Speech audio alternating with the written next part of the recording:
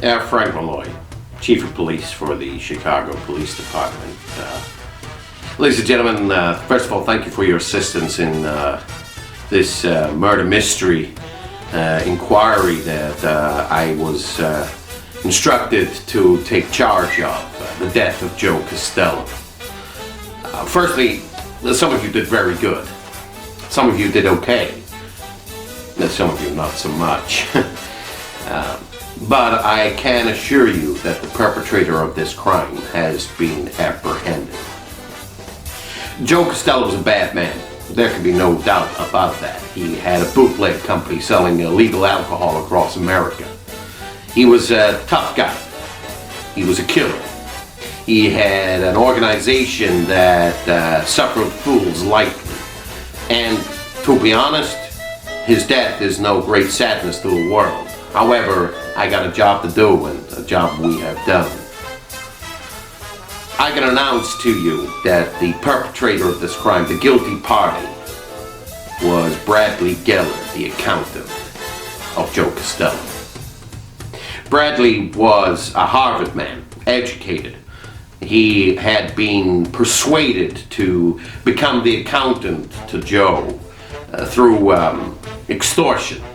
Threats of violence against himself and his parents. He was in a situation that he could not get out of easily. There was no opportunity for him to walk out the door. And so he had to come up with a plan. First of all, he thought he would raise enough money.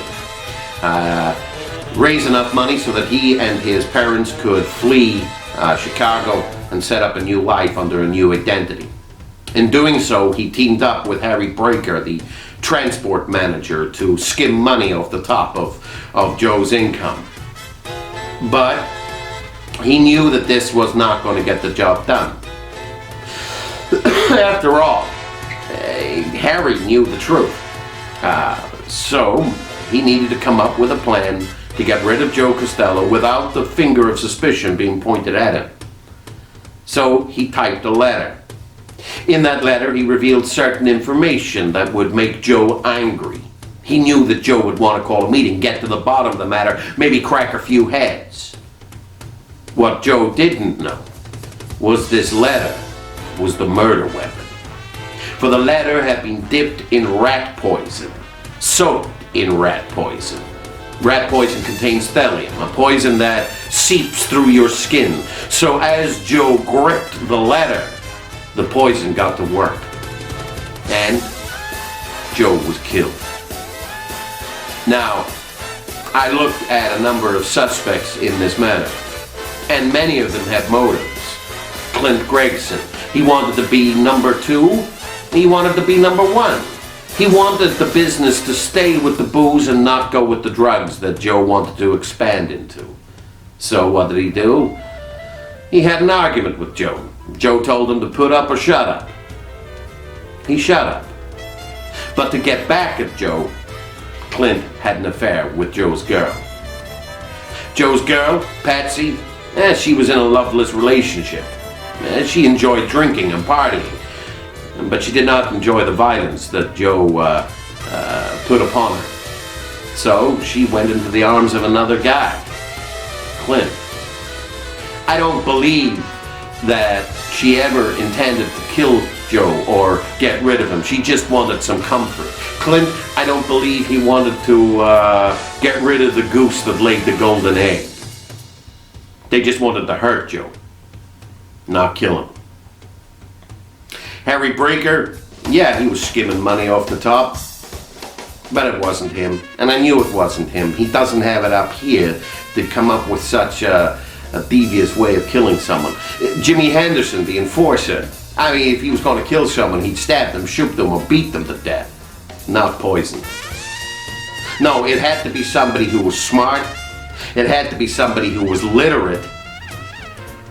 And there was only one person that fit both those things. Bradley Geller. So, Bradley has been arrested. He's been taken downtown and awaits trial for murder of Joe Costello. We will make sure that he goes to trial. And if he gets found guilty,